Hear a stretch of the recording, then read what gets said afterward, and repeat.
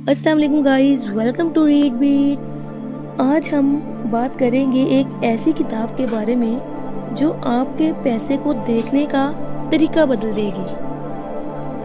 पैसे का game math से ज़्यादा साइकोलॉजी का गेम है। मोगन हाउसल कहता है, अगर आप पैसे को समझना चाहते हो तो पहले अपने दिमाग को समझना ज़रूरी है।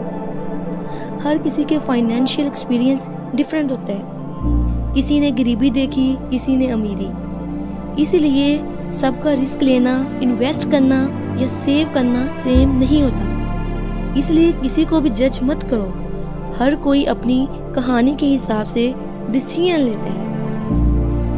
वॉरेन बफेट सिर्फ टैलेंट की वजह से रिच नहीं बने, उनकी लाइफ में लक और लॉन्ग टाइम दोनों थे। इसी तरह कभी कभी अच्छे लोग बैड लक की वजह से नुकसान में चले जाते हैं। किसी की सक्सेस को 100% उसका क्रेडिट ना दो और किसी की फेलियर को 100% उसकी गलती मत समझो। अगर आप हमेशा कंपैरिजन करते रहोगे तो कभी इनफ फील नहीं होगा। लोग ग्रीड की वजह से स्टूबर्न डिसीजन लेते हैं और ये ग्रीड उनको डिस्ट्रॉय कर देती है। जैसे ही आप डिसाइड कर लेते हो कि मुझे इतना काफ़ी है, जिंदगी और ज़्यादा आसान हो जाती है।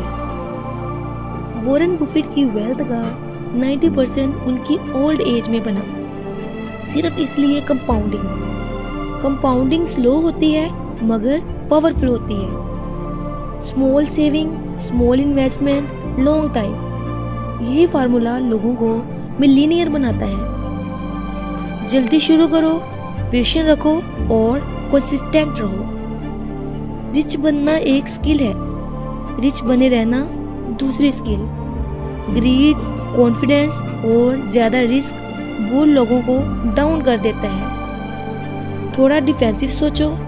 इमरजेंसी फंड, इंश्योरेंस और सेव प्लानिंग ज़रूरी है। जो सर्वाइव करता है वही जीतता है। लाइफ अनप्रिडिक्टेबल है। सेविंग सिर्फ चीज़ें खरीदने के लिए नहीं होती। सेविंग आपको ऑप्शन देती है, फ्रीडम देती है, पीस देती है। ज़रा ज़्यादा सेव करना कभी गलत नहीं होता। जितना ज़्यादा सेव उतनी ज़्यादा फ्रीडम। जो आप दिखाते हो, cars, phones, brands, expensive clothes, ये वेल्थ नहीं होती। वेल्थ वो होती है जो किसी को नज़र नहीं आती। आपको हमेशा परफेक्ट फाइनेंशियल डिसीजंस लेने की ज़रूरत नहीं होती। बस ऐसे डिसीजंस लो जो रीजनेबल हों और लॉन्ग टर्म फॉलो किए जा सकें। फॉर एग्जांपल, डेबिट जल्दी पे करना मैथमेटिकली परफेक्ट नहीं होता, लेकिन मेंटली खुद पीसफुल होता है। जो चीज़ आप लॉन्ग टाइम फॉलो कर सकते हो वही बेस्ट प्लान होता है।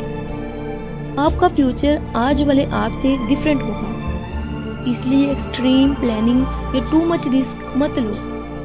फ्लेक्सिबल रहना ही लॉन्ग टर्म सक्सेस है। जिस तरह आप पैसे को हैंडल करते हो वो आपके पास्ट एक्सपीरियंस का रिजल्ट होता है।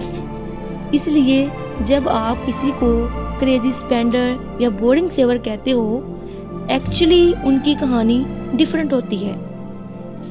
Everyone behaves rational from their point of view.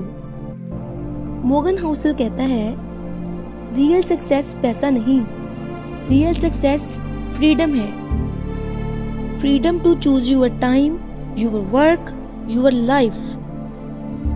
Life और मार्केट दोनों में कुछ फ्यू मोमेंट्स सब कुछ बदल देते हैं।